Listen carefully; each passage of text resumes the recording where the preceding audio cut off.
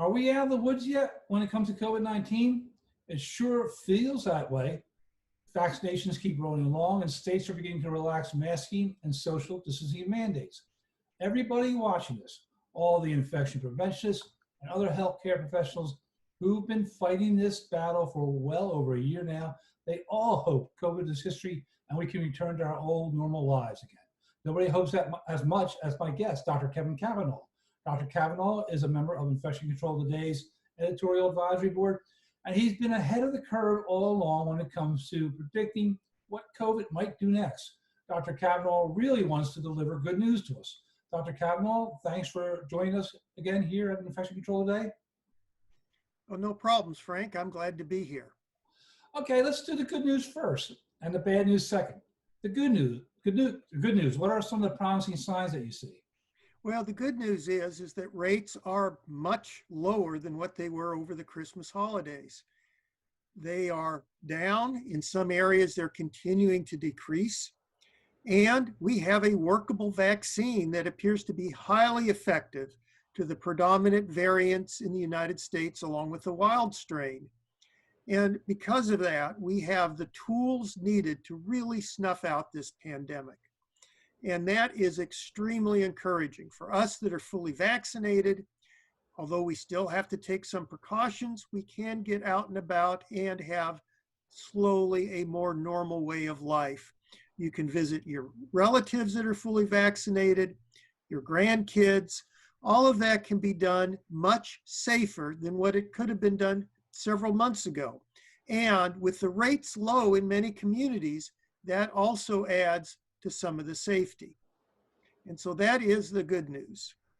Okay, all right, let's hear. What do you see as worrisome at the moment? Well, what's worrisome is that some of the communities where rates are low is not all of the communities. We have large sections of the nation that are vaccine hesitant. They are not getting the vaccine, and this is going to be a setup for reinfections. For example, in Kentucky, statewide, 41% of individuals have had at least one dose of the vaccine, and over 30% have had 2 doses. Well, that's not enough to reach herd immunity with the new variants. If the new variants are both more infectious and more lethal than the wild type of virus, and you haven't approached a 50% mark in your immunity in your communities, you're really a setup for reinfections. And Frank, we have nobody to blame but ourselves. We have appointments in Kentucky for vaccinations, which are not being kept.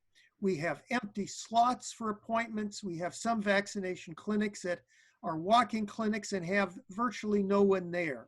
And this is predominantly in rural areas.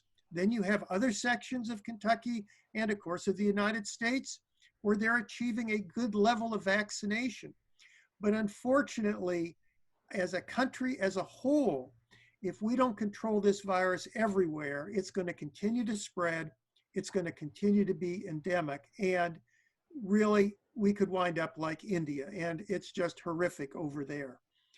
And I need to add, Frank, that by far the thing that is most concerning is that even healthcare workers do not have a high rate of vaccination. In many of the rural areas, it's around 50%. And that is unacceptable. You can't get the general public in these rural areas to become vaccinated if the healthcare workers themselves are not getting the vaccine. So we need to do that to get control of the virus, to get it so we can get case tracking again. So if we get hit by a variant that is vaccine resistant, we will have the knowledge, the available resources in order to control spread. So we've got a ways to go. And if you look at what's going on in India, they had close to 250,000 cases, 3,500 deaths, and by some estimates, they're only counting maybe 1 out of every 30 individuals. So it's vastly undercounted. And this is extremely disturbing because India has the double mutation variant. That's the variant that has 2 escape mutations. And that is a variant we do not need to get into the United States and have it spread. So infection preventionists need to be out there beating the drum First, in their facility, they need to get everybody vaccinated, because that will then set the example for others. It's hard to convince a patient to become vaccinated when they were just escorted to the room with a nurse who did not have the vaccine. And with the variants, even the EEK variant or the E484K variant, you can become infected if you have the vaccine. Now, you may not get severely sick. Hospitalizations are markedly down if you're vaccinated. Asymptomatic carriage is quite high, so people tend not to show symptoms, but you can still spread the virus to others who do not have the vaccine yet. And some people, as you know, can't get the vaccine. They have significant health problems, or the vaccine isn't going to be that effective for them because they're immunocompromised. So you need to get the vaccine. And I should add, Frank, that this problem of long COVID, that is also confounding. We focus too much as a society on whether or not you live from the infection rather than long-term consequences. And right now, best evidence is indicating that 10 to 30% of individuals with mild to moderate COVID-19 will continue to have some symptoms many, many months after the illness. And those symptoms may be permanent. A recent study from the VA looked at over 70,000 individuals, and they tracked these individuals from 30 days to 6 months post-COVID. So now they were over the acute phase. None of them were hospitalized. They had a 59% increase in fatalities over those patients who didn't have COVID, and that would equate to that would equate to 8 deaths per 1,000, which would almost double the fatality rate from the wild COVID virus. So I really think that we need to take this seriously. So just because you get a mild infection doesn't mean you're out of the woods, doesn't mean you're not going to have long-lasting health problems. You do need to get vaccinated because you want to avoid severe infections with these severe variants. But right now, the prevalent virus in America is the UK variant and the wild type. And for those two viruses, the vaccine, if you get both doses, is highly effective. So let's go out and get vaccinated. Drive the case numbers down low enough so our public health staff can contact trace and isolate the other more dangerous variants. And it starts in the hospital with hospital staff becoming vaccinated. Yeah, what you're talking about is right in the wheelhouse of infection preventionists, because they often, not always, but often have a part in vaccination efforts in hospitals. They participated in flu vaccination efforts in hospitals. But it's tricky. How do you convince somebody to do something? It's an art more than a science, isn't it? Well, it is. And you may have to make sure that people who aren't vaccinated maybe not have contact with high-risk immunocompromised patients. You may also need to provide incentives. Currently, because these vaccines are under an emergency use authorization, they are not approved by the FDA, but it's an EUA by the FDA. So it's very difficult to mandate, but certainly you could be giving incentives for people to get vaccinated. I mean, Krispy Kreme is giving a free donut to everybody in the United States that has a vaccine. I think it's one donut every day. That may be worse than COVID. I don't know. Just as an aside, you can put on a lot of pounds on Krispy Kreme donuts. But no, it's not worse than COVID. I'll take that back. But Frank, we really do need to provide incentives for people to get vaccinated. And I think that's key. And then if they're not vaccinated, they need to really be placed in an area where they're not going to put patients, high-risk patients, at risk. Hospitals, that's easier to do. But for example, nursing homes, we have a very high rate of unvaccinated healthcare workers. In Kentucky, the one severe outbreak we had in a nursing home was from a from an unvaccinated healthcare worker, brought COVID in. And even vaccinated patients got sick. And this was one of the E484K variants. So this is just key. We absolutely need to vaccinate individuals. And in nursing homes, I think it should be mandatory that if you're not vaccinated, you really need to find another job. Morally, you should do that. I know you will hear, well, we can't find people to work in nursing homes. But frankly, who wants to work in nursing homes with their history of COVID-19 and a bunch of coworkers that aren't vaccinated? I think establishing a safe workplace is the first step you do to try to get a good, trained, and adequate staff at nursing homes. And again, infection preventionists should be at the forefront of encouraging that. So first, medicine needs to really get their act in order. And infection preventionists are key at encouraging vaccinations and setting up strategies to increase the vaccination rate in healthcare personnel. When you mention incentives, I immediately think about money. Maybe that's a reflection of my poor character or whatever. But if I want to if somebody's going to offer me $1,000, $2,000, $3,000, I'll think twice, and I might get that vaccine. By the way, I have just gotten my second dose of the vaccine, so I'm not vaccine hesitant at all. But I'm talking about healthcare workers who are hesitant. So do you see anywhere or any state that is actually using money, or does that open up a whole new can of worms? In other words, somebody's going to get money for getting vaccinated, but the worker over here who's been vaccinated, who did the right thing, they're not going to get money. Well, it's a slippery slope. And that's true. You have to look at people who have already been vaccinated, but they're talking about on the federal level of giving tax incentives to people that have become vaccinated. And I think that will help.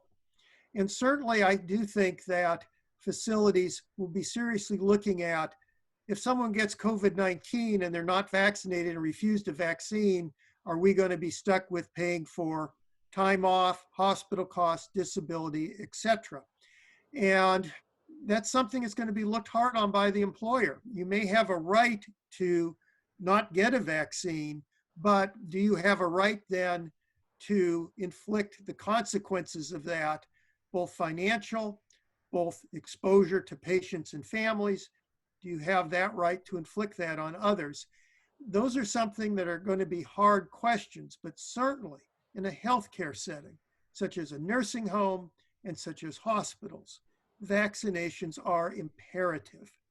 And right now, the tools that we have at hand are both education and providing positive incentives. For nursing homes, I would go a step further and really trying to isolate individuals who aren't vaccinated and keeping them away from the nursing home residents because they are high risk. Some of the nursing home residents have immunocompromised immune systems, and a vaccine may not take.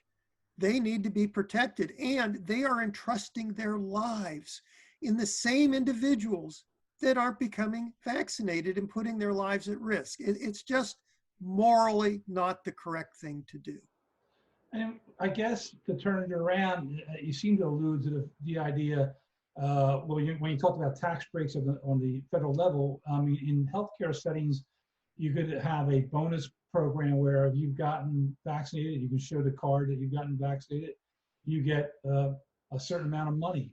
If you don't show the card, you don't get a certain amount of money. Maybe that would help sway some minds. Definitely. I think that's very true, Frank. The other thing that can be done is giving them time off. That is absolutely critical. And time off is very important. If they get vaccinated, they may have a few days that they're down or sick, or if they don't, they then have some time to themselves. So there are ways that facilities can do this without inflicting a lot of financial burden on the facility, and at the same time get a protected workforce that won't be becoming sick and disabled, let alone infecting other patients with COVID-19. As you know, Dr. Anthony Fauci, when in some quarters they call him, it's pejorative, Dr. Doom. So, and you've been, as I mentioned many times, you've been ahead of the curve. You've been predicting this. When you first saw this, you said this is going to change the world, and nobody else said that. But do you worry sometimes that maybe, is it a burden to carry these messages and put them out there, and you feel like maybe you're being that people think will unjustly think you're being a killjoy, or you just think that the message has to get out Well, I think in some respects, Frank, but we've been doing this now for over a year. there? And after a while, when your predictions have come true, people then start to listen and you get less and less of a pushback. And when I say predictions, they're really just what any scientifically educated person would think is going to happen with the pandemic. It's not really hard to come to these conclusions. And currently, if you sound the alarm, people may say in the United States, everybody's fine, you're just a reactionist. But with the news coming from India and seeing what's going on over there, they realize that we still need to exercise caution. And if we didn't take the steps we did last year, we certainly could have wound up just like India. India is an example of what happens if you depend upon the theory of herd immunity. And it is a disaster. And that's what could have happened over here. And I should add that India, because of malaria, a lot of patients take hydroxychloroquine over there. And that doesn't seem to have helped much either. Right. So about the only thing that has kept us on the right path, in my opinion, has been scientific messaging. And no one has done that better than Dr. Fauci. So if you want to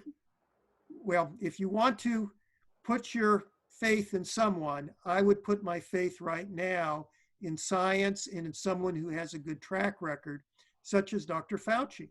And I think that's key. India is a good example of what we could have been and avoided. And we have Dr. Fauci to thank. And so we shouldn't be disparaging him at all.